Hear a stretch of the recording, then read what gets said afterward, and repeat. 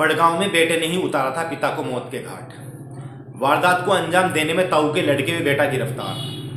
आप देख रहे हैं अस्तित्व टाइम्स खालिद मजीद के साथ। आइए डालते हैं एक नज़र इस खबर पर। थाना बड़गांव क्षेत्र के गांव नूना बड़ी में हुए सत्तार हत्याकांड का मंगलवार को पुलिस ने खुलासा कर दिया। सत्तार की हत्या उसी के बेटे ने अपने ताऊ के लड़कों के साथ मिलकर की थी। पूछताछ में आरोपियों ने बताया कि सत्तार के गांव की एक महिला के साथ अवैध संबंध थे, जिस पर वे पूरा पैसा लुटाता था। पुलिस ने आरोपियों को गिरफ्तार कर लिया है। सहारनपुर पुलिस स्थित सभागार में आयोजित प्रेस वार्ता में सहारनपुर के एसपी देहात सागर जैन ने बताया कि नूना बड़ी गांव में सत्तार का शव घर के पास बनी पशुशाला में मिला था। उसकी आंख और सीने में गोली मारी गई थी। भाई इमामुद्दीन की तहरीर पर हत्या का मुकदमा दर्ज कर जांच पड़ताल शुरू की गई थी।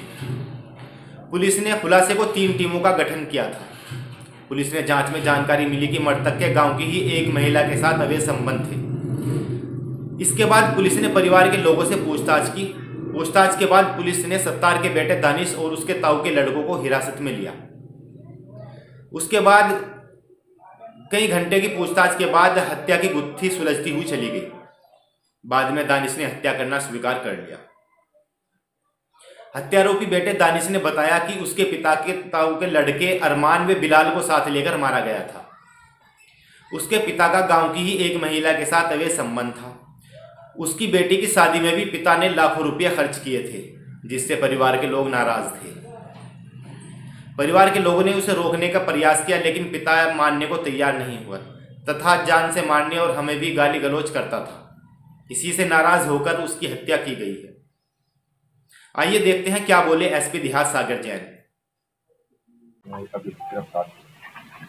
14 दिसंबर 2024 को थाना बड़गांव में एक हत्या का मुकदमा पंजीकृत हुआ था अज्ञात के विरुद्ध, जिसमें कि वादी ने बताया कि पिछली रात्रि उनके भाई की किसी अज्ञात बदमाशों द्वारा हत्या कर दी है गोली मारकर। इस संबंध में थाना बड़गांव पुलिस द्वारा शव का पोस्टमार्टम कराया गया।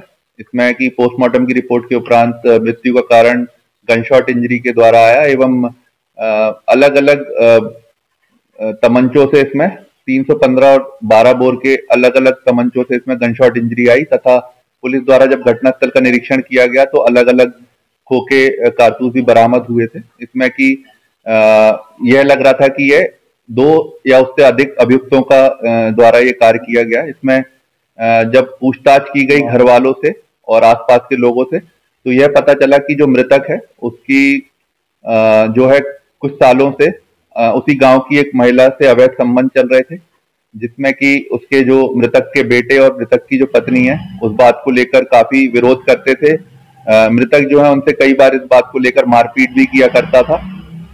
पिछले कुछ दिनों भी इसी बात को लेकर मारपीट हुई थी, जब जो उस महिला जो जिसके साथ अवैध संबंध थे उसके घर में जो एक बेटी का रोका था, उसके तिलक था, तो इसने मृतक ने उस प्रोग्राम में काफी इस घर से पैसे खर्च किए थे, जो कि मृतक के बेटे और पत्नी को इस बात से काफी इस बात को लेकर लड़ाई झगड़ा हुआ और मृतक ने 1-2 बार धमकी भी दी कि उनके मामले में ना पड़े।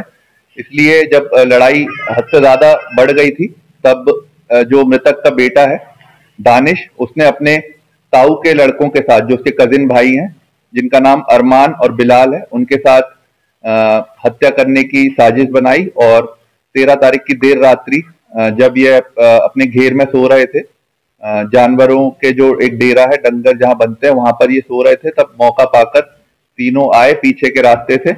जो दोनों भाई हैं पीछे के रास्ते से आए और ये अपने कमरे से आया और तीनों ने गोली मारकर उनकी हत्या कर दी। जिसके बाद जो दोनों उसके भाई हैं पीछे के रास्ते से अपने अपने घर चले गए और ये अपने कमरे में आकर सो गया। और सुबह जब 6-6:30 बजे जब सूर्योदय हुआ और जब घर के लोग जागे तब इस बात का पता चला और तब इन्होंने पुलिस को बताया। बट पुलिस ने और स्वाट टीम ने मिलकर जब अलग अलग एंगल पर इनसे बात की और इनके बयानों में जब विरोधाभास पाया तब इनसे जब सख्ती से पूछताछ की गई तो इन्होंने अपना जुर्म कबूल लिया है और इनकी निशानदेही से जो है अवैध तमंचा 12 बोर और 315 बोर पुलिस ने बरामद किया है और इनके पास से जिंदा व खोखा कारतूस भी बरामद किए हैं और आज इन्हें गिरफ्तार कर माननीय न्यायालय के समक्ष पेश किया जा रहा है। समझते कहाँ गए थे इनके पास? इन्होंने बताए थे कि देवबंद में किसी व्यक्ति से लाए, उस बारे में भी हम लोग जांच कर रहे हैं, उसके बारे में भी हम लोग आगे इसमें कार्रवाई करेंगे कि किस जगह से ये लोग लेकर आए। तो क्या जमीन को लेकर भी कुछ विवाद था में, या ये अवैध संबंध के लिए था?